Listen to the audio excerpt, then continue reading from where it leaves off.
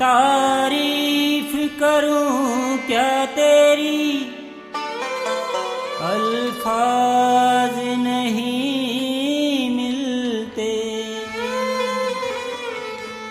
देखा है खुद को अपने अंदाज बदलते। हसरतों को किसने इतना जगाया, नहीं देखा खुद को कभी इतना संभलते। वाह क्या बात है।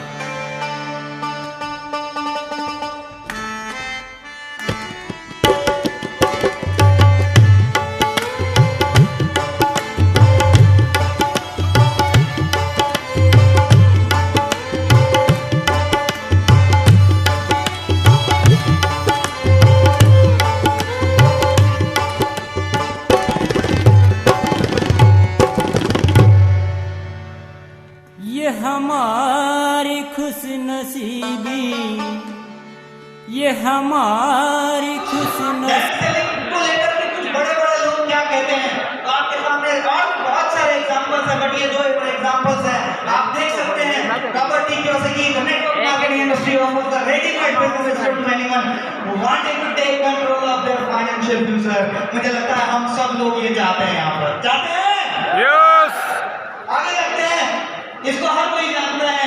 बिल गेट्स ये कहते हैं, if I would be given a chance to start all over again, I would choose network marketing। मन से हामली लाइन में बैठा हो या कैसे बैठा हो? मार्केटिंग डायरेक्ट सेलिंग की पावर है जो आज बड़े-बड़े लोग इस तरीके से कहते हैं। आप देखो फिक्की, अच्छा साइड में हो। ऐसी संस्था जो बताती है एक मंच से जब हमें देखो बड़ा है direct selling industry market touch rupees 64,500 crore हमें ऊपर गए हमें मन से कितनी बड़ी इंडस्ट्री हाँ जी वाली है ये आने वाले 2-3 सालों में। भाई साइड में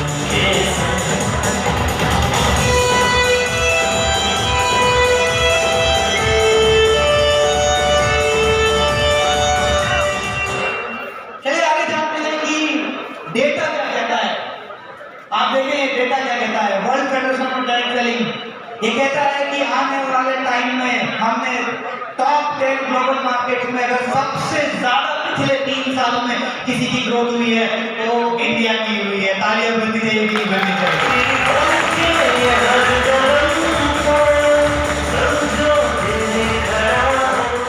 India is placed 20 rank globally हम 12वें स्थान पे पहुंच गए, जबकि पहले हमारा कोई भी स्थान का पता नहीं था। तो हमें गर्व होना चाहिए कि इंडस्ट्री इंडिया में बहुत जबरदस्त ग्रोथ कर रही है। आप देखिए 78% of global sales are generated by top 10 country, जिसमें अब इंडिया का नाम यहाँ पर 12वें नंबर आ गया है। तो ये हमारी ताकत है, ये इंडिया की ताकत है। ये किस तरीके से इंडस्ट्री आगे बढ़ रही है। आगे बात करते हैं एक बार हमारे इस सिस्टम डायरेक्ट सेलिंग में आरसीएम बहुत सारी कंपनियां तो है, ये इंडस्ट्री इंडिया में बहुत सारी कंपनियां, लेकिन आरसीएम का क्या महत्व है। आज इतने बड़े टर्नओवर में आरसीएम का सबसे बड़ा योगदान क्या होने वाला है और आरसीएम का टर्नओवर सबसे बड़ा कैसे होने वाला है, आपको ये मैं बताता हूं। क्योंकि आरसीएम भारत की एक ऐसी कंपनी है जो 1977 ईस्वी से इंटरनेशनल मार्केट में हमारे फाउंडर का बहुत जबरदस्त एक्सपीरियंस रहा और आरसीएम की शुरुआत अगस्त 2000 में डायरेक्ट सेलिंग कंपनी के माध्यम से हुई, इसका नाम आरसीएम है। आरसीएम वर्ल्ड की अगर बात करूं तो 17 लाख स्क्वायर फीट में आरसीएम वर्ल्ड बना है। इतना बड़ा इंफ्रास्ट्रक्चर आप उठा करके देखो किसी भी कंपनी का आपको नहीं मिलने वाला है। आपको ये बिल्डर आरसीएम वर्ल्ड की बात करते हैं। अगर मैन्युफैक्चरिंग यूनिट जो हमारे बीच में है सिक्किम, असम, उदयपुर, उत्तराखंड में, ये 4.5 लाख स्क्वायर फीट का है, तो सब मिला करके 21-22 लाख का इंफ्रास्ट्रक्चर आरसीएम का है। ये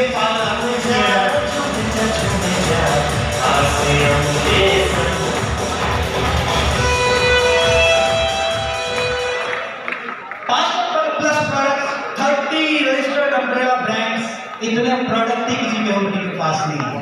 लाना तो दूर सोचने की भी बात नहीं है। इतने जबरदस्त प्रोडक्ट की सीरीज हमारे पास है, ऐसा दूसरी कंपनियों के पास नहीं है। 15,000 delivery point 100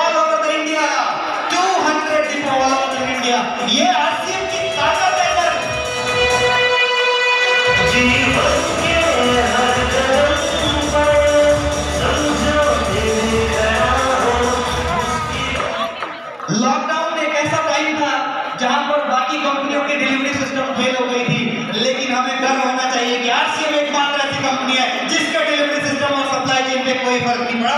due to this 15,000 unit join को और बताइए। और marketing plan, scientific marketing plan, और जितना इस मार्केटिंग प्लान की जितनी तारीफ की जाए उतनी है। ऐसा मार्केटिंग प्लान किसी कंपनी के पास नहीं है जो मार्केटिंग प्लान आरसीएम के पास। आगे चलते हैं। आज ये जो चेहरे देख रहे हैं ना, इन चेहरों की वजह से आज भारत के लाखों घर आबाद हो चुके हैं। एक बार इन चेहरों के लिए जोरदार ताली हमारे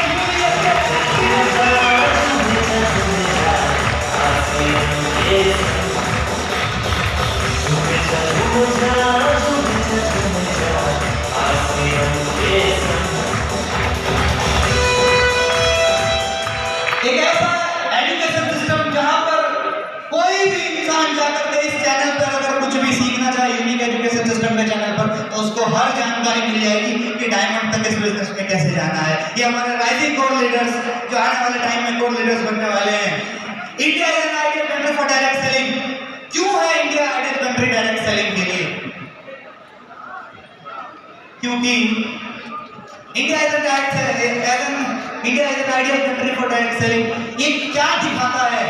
आपको बहुत प्राउड होगा कि अब इंडिया में भी डायरेक्ट सेलिंग एकेडमिक्स में आ गया है, जिसकी शुरुआत post graduation diploma in direct selling शुरू यूनिवर्सिटी ने शुरू कर दी है।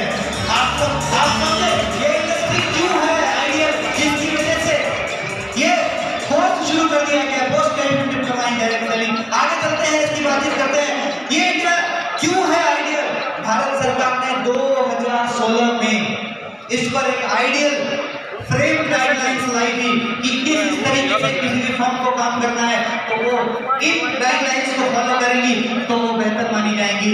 और इससे आगे चलते हैं, जब इंडियन गवर्नमेंट को ये समझ आ गया कि हर चीज की समस्या का समाधान इस इंडस्ट्री में है, ये इंडस्ट्री भारत की सारी तकलीफों को दूर कर सकती है, तो उन्होंने 2021 दिसंबर में इस पर रूल्स ला दिए और बता दिया कि ये इंडस्ट्री अब भारत में कानून के हिसाब से चलने वाली है। ये इंडस्ट्री अब कानून के हिसाब से चल रहा है।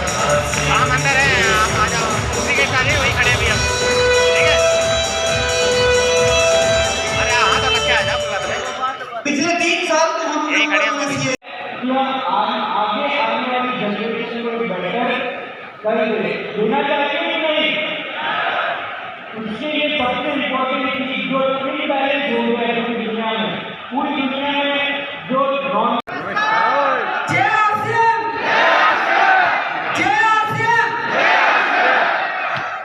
नाम मिलन पंडित एंड आरसीएम बिजनेस से मेरी एसोसिएशन सिंस लास्ट 21 ईयर्स से है। पंडित जी ने आरसीएम बिजनेस को नवंबर 2002 में ज्वाइन किया था एंड जब ज्वाइन किया था तो I was very skeptical of this business कि ये बिजनेस आरसीएम चलेगा या नहीं चलेगा, क्योंकि आरसीएम बिजनेस से पहले पंडित जी ने एक हाई-फाई डायरेक्ट सेलिंग कंपनी में काम किया था और जिस तरह से पंडित जी ने उसमें अपना टाइम, मनी और एनर्जी दिया था, उस तरह से हमारे पास इकोनॉमिक रिजल्ट्स नहीं थे। और मेरा ये सोचना था कि अगर उस हाई-फाई डायरेक्ट सेलिंग कंपनी से हमें इतनी इनकम नहीं आई तो हाउ इज इट पॉसिबल कि हमें आरसीएम बिजनेस से इनकम मिल जाएगी?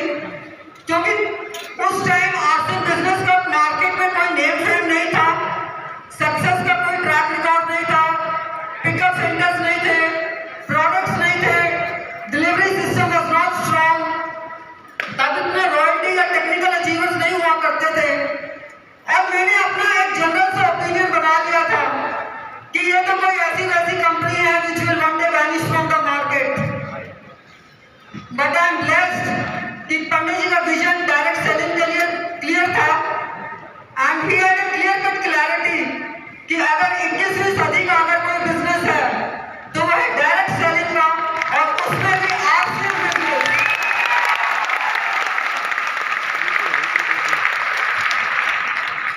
बिकॉज आरसीएम बिजनेस हमारे इंडियन रेट, कल्चर और मेंटालिटी के हिसाब से डिजाइंड है एंड पंडित जी ने दीवानगी की हद से आरसीएम बिजनेस को बिल्ड किया, क्योंकि वे आरसीएम बिजनेस के कंसेप्ट से he was emotionally very attached. Uttarakhand से एक डिस्ट्रीब्यूटर है, उन्होंने मेरे साथ अपना एक इंस्टेंस शेयर किया कि पंडित जी ने नाइट से उनके घर पर करी थी एंड नेक्स्ट डे उन्हें अपने स्लीपर्स रैप करने के लिए पॉलिथीन चाहिए था एंड दैट डिस्ट्रीब्यूटर उन्होंने आरसीएम का पॉलिथीन बैग दे दिया पंडित जी को अपने स्लीपर्स रैप करने के लिए, बट पंडित जी ने रिफ्यूज कर दिया उस पॉलिथीन बैग में अपने स्लीपर्स को रैप करने के लिए। पंडित जी की इस कदर इमोशनल रिस्पेक्ट थी इस आरसीएम पॉलिथीन बैग के लिए।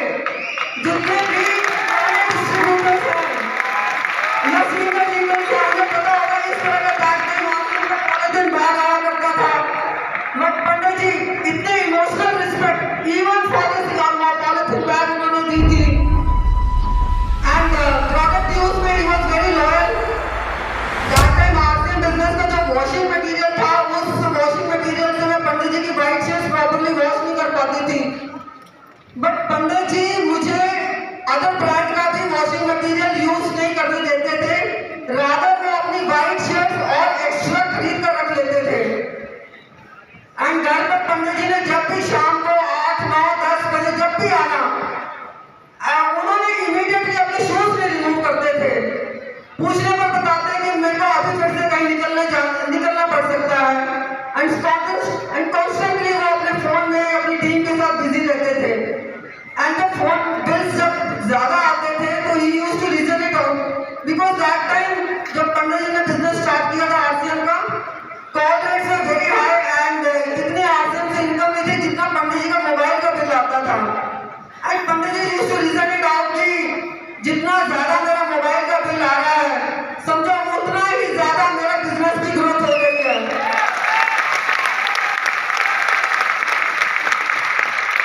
एंड 2-3 इंस्टांसेस जो पंडित जी के हैं प्रोविडेंट फंड से मैंने अपने किसी अर्जेंट एक्सपेंसेस के लिए पैसे विड्रॉ करे थे, बट पंडित जी ने उस अर्जेंट एक्सपेंसेस को कोई प्रायोरिटी नहीं दी। रादर उस टाइम दिल्ली में आरसीएम बिजनेस का एक सेमिनार था एंड दैट टाइम उस प्रोविडेंट फंड के पैसे से उन्हें ₹30,000 के आरसीएम सेमिनार के लिए टिकट्स पर स्पेंड किया था because his vision was clear कि एक बड़ा सेमिनार और उस पर की हुई एफर्ट्स आपकी लाइफ की दशा और दिशा बदल सकता है। And this is the reason कि उनका बिजनेस बहुत फास्टली ग्रो किया एंड पंडित जी के स्केड्यूल्स बहुत ही नेक टू नेक रहते थे एंड घर पर जब भी आना तो सिर्फ कपड़ों का बैग एक्सचेंज करने के लिए आया करते थे। He was really not taking rest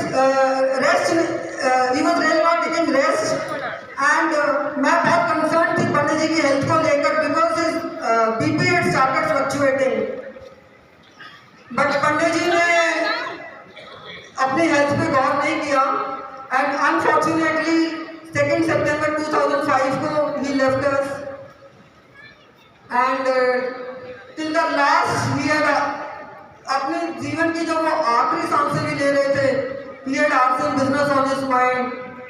जहाँ पर हम थे पंडित जी के साथ मैं और मेरे दोनों बेटे हैं वहाँ पर मोबाइल नेटवर्क नहीं था। मैं बहुत पहले की स्टेट में थी, दोनों बेटे छोटे पापा पापा कर रो रहे थे एंड मैं एसटीडी बूथ पर जाकर उनके क्लोज डिस्ट्रीब्यूटर को इन्फॉर्म करना चाहती थी कि पंडित जी की हेल्थ कंडीशन ये है, बट पंडित जी ने मुझे जाने ही नहीं थे एसटीडी बूथ की तरफ।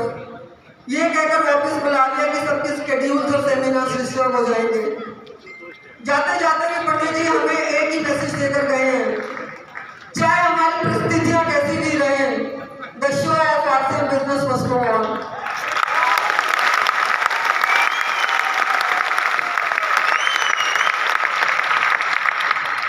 And thereafter Pandit ji के जाने के बाद as a nominee RCM business मेरे नाम ट्रांसफर हुआ एंड सिंस लास्ट 18 years जब से पंडित जी गए हैं I have got 1.5 crore in my account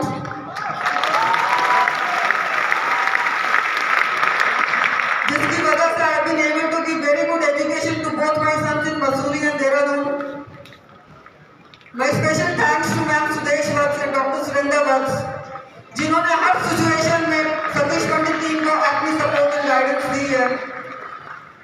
so friends, चिंता इस बात की ना करें कि आपको विरासत में क्या मिला है, चिंता इस बात की करें कि आप फैमिली को आप विरासत में अपनी फैमिली को क्या देकर जाएंगे।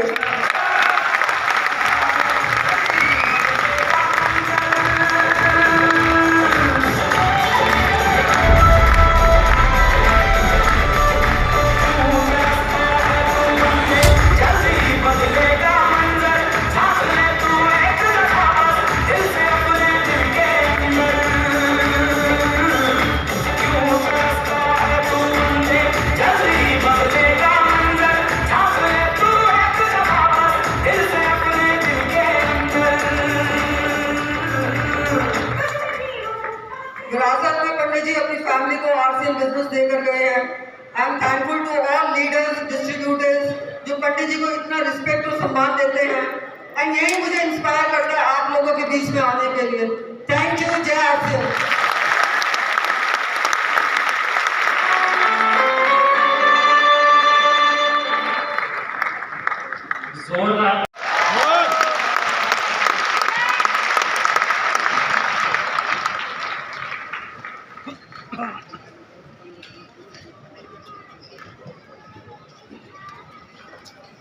जब यूथ का नाम होता है, कहते हैं ना कि जो जनरेशन जो है, जो आज की जो पीढ़ी है, जहीं से ही उनके बारे में सोचते हैं तो अंदर से एक अलग तरह का उत्साह, एक एनर्जी आती है कि नहीं? तो क्या आज हम सब मिलके दिखा दें कि हमारे अंदर जो एनर्जी है वो सिर्फ दिखाने वाली नहीं है, करने वाली है।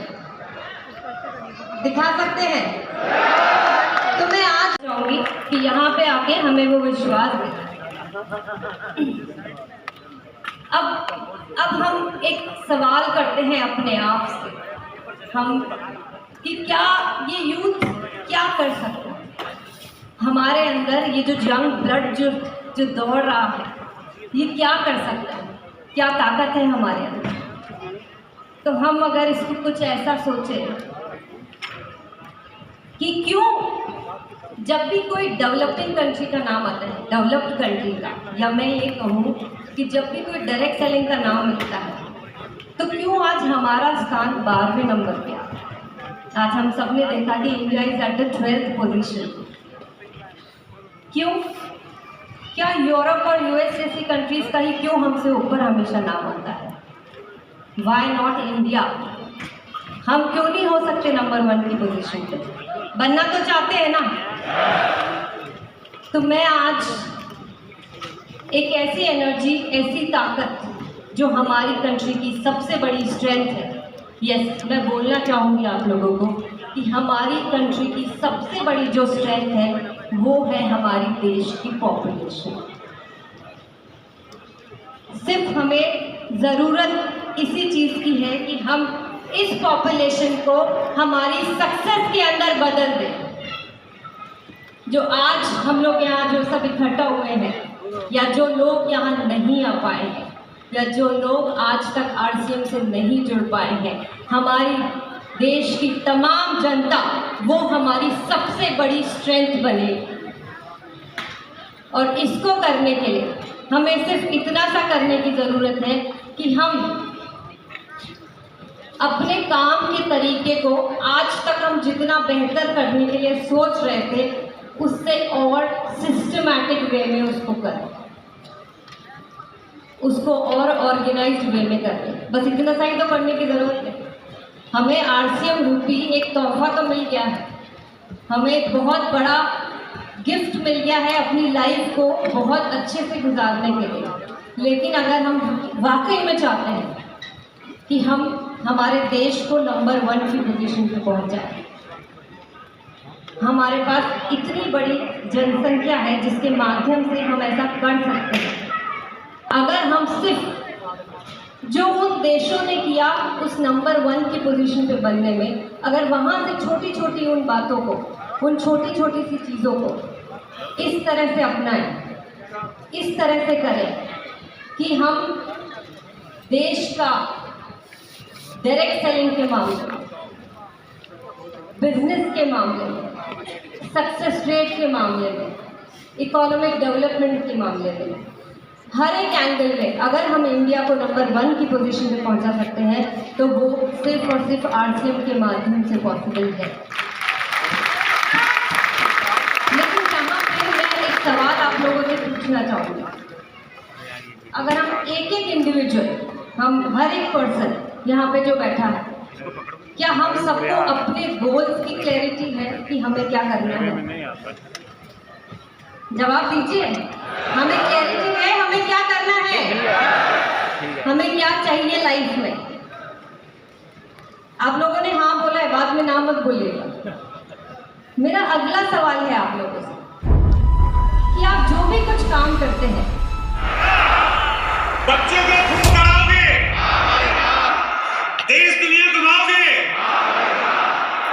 सपने पूरे कर पाओगे? मजबूती से टिक जाओगे?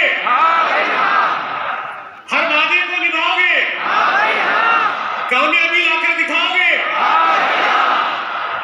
सही तरीके पर आओगे? सिस्टम को अपनाओगे? सुरक्षा कवच बन जाओगे? नए नए लक्ष्य बनाओगे? अगले पिन पर जाओगे? नया इतिहास रचाओगे? दिल से साथ निभाओगे? आरसीएम के गीत गुनगुनाओगे?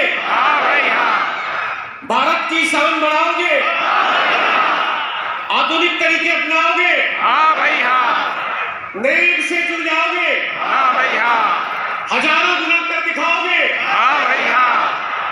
दुनिया को जीत कर दिखाओगे? आरसीएम में हो जाओगे? तो जरूर डायमंड जाओगे। तो जरूर डायमंड जाओगे। अगर नए नए दोस्त बनाओगे तो जरूर डायमंड जाओगे। सभी प्रोडक्ट्स घर लाओगे तो जरूर डायमंड जाओगे। हर मीटिंग में आओगे तो जरूर डायमंड जाओगे। एक दिन करेंगे जरूर। और कल जब हम सब इकट्ठा हुए तो मैं बताना चाहूंगी कि मेरे पापा और मेरे अंकल को पहली बार माइक मिला था एक धर्मशाला में, और हमें पहली बार माइक मिला एक 5 स्टार होटल हयात में। और मैं चाहती हूँ कि हमारी नेक्स्ट जनरेशन को जब माइक मिले तो वो अमेरिका में मिले। Thank you. जय आरसीएम। बहुत अच्छे। ये देखिए आज पिताजी इमोशनल हो गए। मेजर ध्यानचंद ने कहा, तानाशाह हिटलर, मेरे देश की जिम्मेदारी नहीं है कि वो मुझे कहाँ ले जाए, मेरी जिम्मेदारी है कि मैं अपने देश को कहाँ लेकर जाऊँ।